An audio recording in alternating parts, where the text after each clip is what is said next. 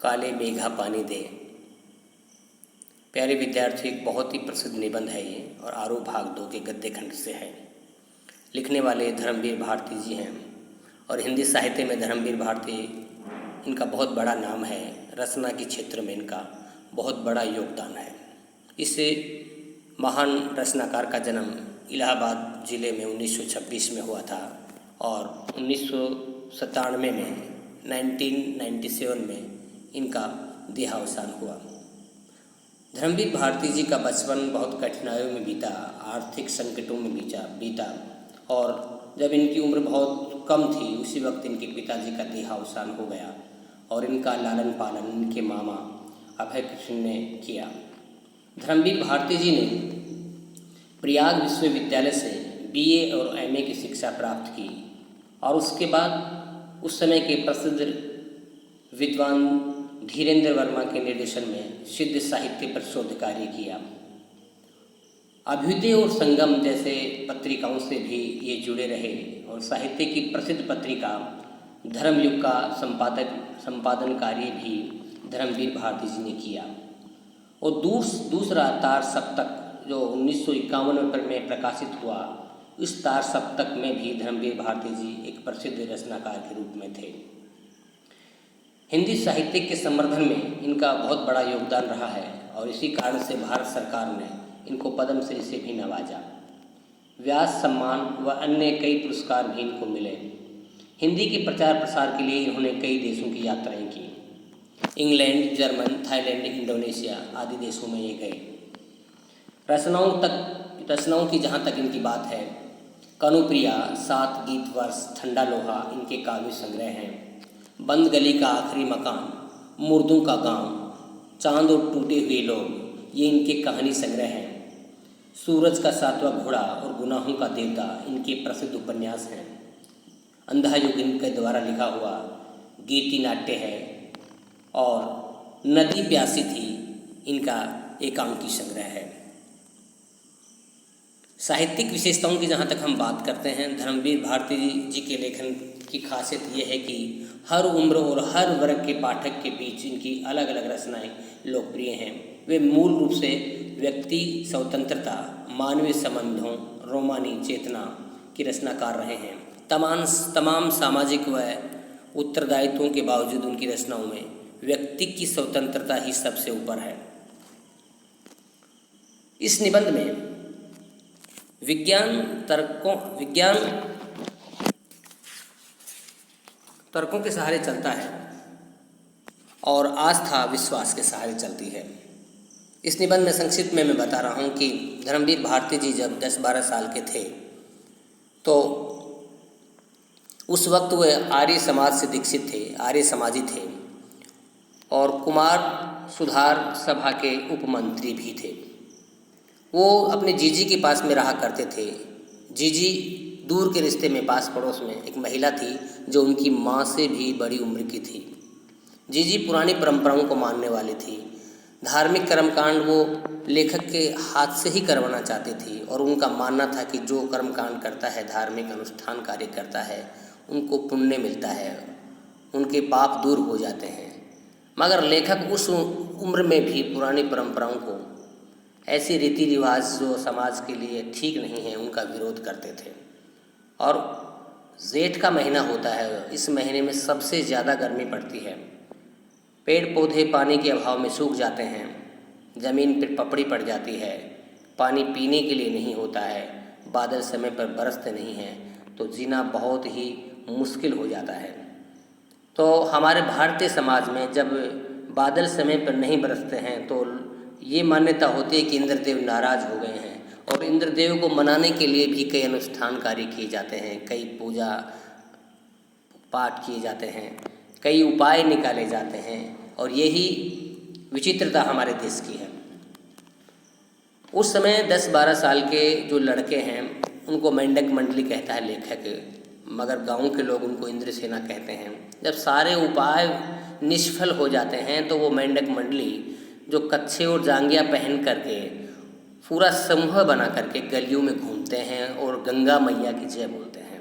गंगा मैया का बहुत महत्व है। गंगा मैया जो है जीवनदायिनी है और गंगा का जल अमृत के समान माना जाता है। गंगा को हम पूजते हैं, तो उसका महत्व भी इस निबंध में बताया गया है। तो सभी बच्चे गंगा मैया की जय बोलते हुए गलियों में आते हैं और बच्चों की आवाज़ें सुन करके घरों की सभी महिलाएं, औरतें या लड़कियां छतों पे आ जाती हैं, मुंडेर पे आ जाती हैं और अपने घर में जो पानी इकट्ठा रहता है, पीने का पानी, उनकी बाल्टियां भर भर के उन बच्चों के पर डालती हैं और वो बच्चे उस पानी से लथपथ होकर के सर से पांव तक भीग जाते हैं, मिट्टी लपेट कर पूरे शरीर के अगले घरों तक चले जाते हैं। उन बच्चों की मंडली, जो मेंढक मंडली है या इंद्रसेना है, सब लोग गालियों से उनका स्वागत करते हैं।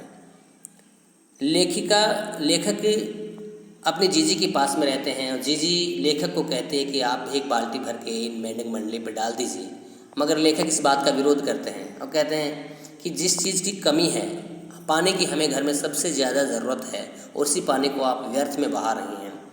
तो जीजी की बात लेखक नहीं मानता है और मुंह फुला लेता है, नाराज़ भी हो जाता है। मगर लेखक अपने तर्क देता है, मगर जीजी के तर्कों के सामने वो पस्त हो जाता है और जीजी उनको समझाती हैं कि दान की परंपरा है। ऋषि मुनि भी यही बात कहते हैं, गांधी महाराज भी यही बात कहते हैं कि जब तक हम देंगे नहीं तो हमें मिलेगा कैसे। और तर्क देते हैं कि किसान लोग भी खेतों में जब अनाज बोते हैं तो पहले ज़मीन में दाना डालते हैं, तभी तो 2, 4, 5 गुना उससे ज़्यादा हमें मिलता है। तो इस प्रकार से पुरानी मान्यताओं पर वो कायम रहती है जीजी। लेखक जो है इस बातों को समाज के लिए ठीक नहीं मानता, उनका विरोध करता है। इसी प्रकार से एक तरफ विज्ञान है, एक तरफ परंपराएं हैं और दोनों का द्वंद्व है। लेकिन तो इस द्वंद्व को ही इस निबंध में उभारा गया है। तो मैं इस निबंध का संक्षिप्त सार आपके सामने पढ़ रहा हूँ। लोक प्रचलित विश्वास और विज्ञान के द्वंद्व का चित्रण किया गया है।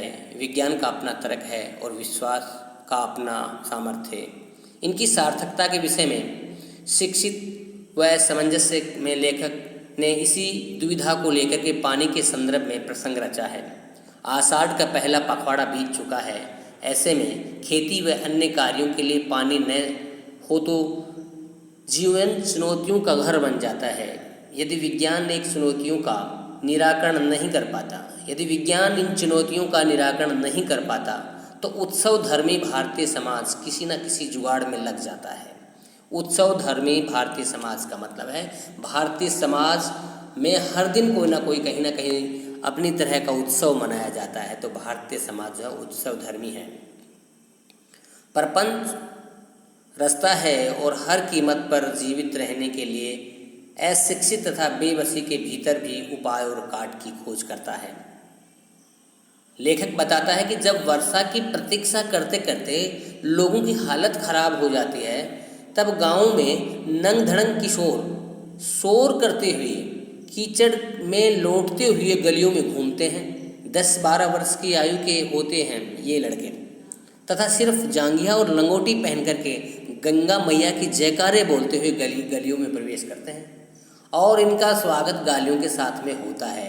इनकी जयकारे की आवाज़ सुन करके स्त्रियां और लड़कियां छज्जों पर बारजों में झांकने लगती हैं। बारजे का मतलब होता है छत की ऊपर की दीवार, मुंडेर की दीवार होती है, वहाँ से लड़कियां और औरतें झांकती हैं, इनको देखती हैं कि ये लड़के जो जयकारे बोलते हुए मस्ती से और गलियों में घूम रहे हैं। लोग इनको इंद्रसेना कहते हैं।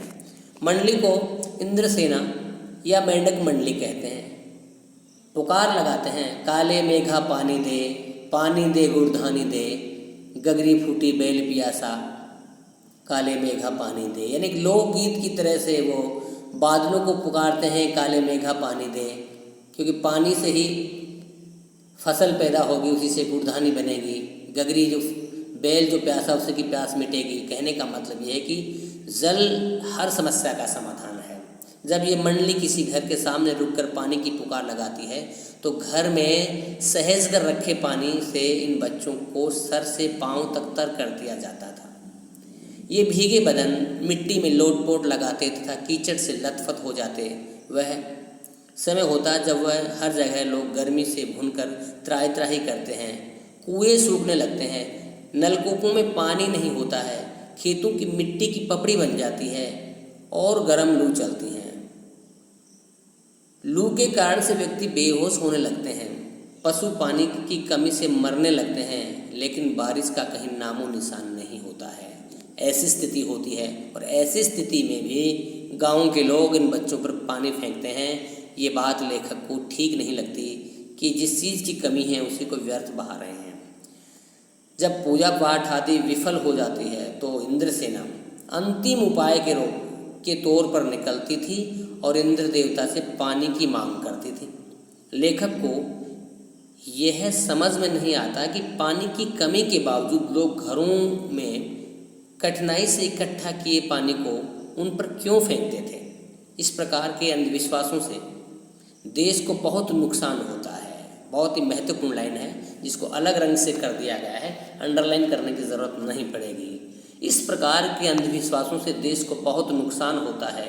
अगर ये सेना इंद्र की ही है तो खुद के लिए पानी क्यों नहीं मांग लेती। पाखंडों के कारण हम अंग्रेज़ों से पिछड़ गए तथा उनके गुलाम बन गए। लेखक का मानना है कि यदि ये सेना इंद्र की है तो फिर इंद्र से ही क्यों नहीं मांग लेते पानी। ये घर घर जाकर के भिक्षावृत्ति क्यों करते हैं। दूसरी बात, लेखक कह रहे हैं कि हम इन्हीं पाखंडों के कारण से हम भारतीय लोग जो है अंग्रेज़ों से पिछड़ गए हैं और हम अंग्रेज़ों के गुलाम भी बन गए हैं। तो हमें इस प्रकार की परंपराएं जिनका कोई ठोस आधार नहीं है, जिन परंपराओं से समाज को, देश को लाभ नहीं है, ऐसी परंपराओं का त्याग करना चाहिए। ये लेखक का कहना है। लेखक समय मेंढक मंडली वाले बालकों की ही उम्र के थे, मगर वे आर्य समाजी यानी आर्य समाज से दीक्षित थे। कुमार सुधार सभा के उपमंत्री थे। उनकी समाज सुधार का जोश ज़्यादा ही था। उसे सबसे ज़्यादा मुश्किल अपने जीजी से थी, जो उम्र में उनकी माँ से भी बड़ी थी। ये बात मैं पहले बता चुका हूँ कि जिस जीजी के पास में लेखक रहा करते हैं, जीजी लेखक को बहुत प्यार करती हैं, वो जीजी उनकी माँ से भी ज़्यादा उम्र की हैं।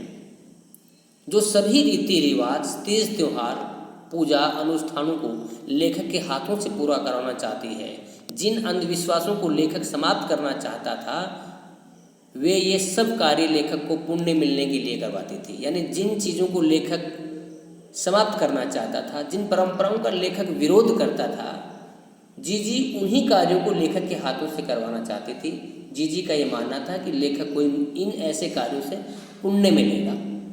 जीजी लेखक के इंद्रसेना पर पानी फेंकने का काम करवाना चाहती थी। जीजी कहती है कि इंद्रसेना पर आप भी पानी फेंक दीजिए, मगर लेखक मना कर देते हैं। उनके साफ मना कर दिया। लेखक ने, जीजी ने कांपते हुए हाथों से और डगमगाते हुए पाँव से इंद्रसेना पर पानी फेंका। इसका मतलब जीजी बहुत कमज़ोर थी और उम्र ज़्यादा थी। वो हाथ कांप रहे हैं और पाँव डगमगा रहे हैं और वो अपने कांपते हुए हाथों से इंद्रसेना यानी उन बच्चों पर पानी फेंकती है। लेखक जीजी की से मुँह फुलाए रहते हैं। मुँह फुलाने का मतलब होता है नाराज़ हो जाना। यानी जीजी के इस कार्य से लेखक खुश नहीं थे, वो उनसे नाराज़ हो गए। शाम को उसने जीजी की दी हुई लड्डू मठरी भी नहीं खाई। पहले उन्होंने गुस्सा दिखाया तो जीजी ने फिर उसे अपनी गोद में लेकर के समझाया।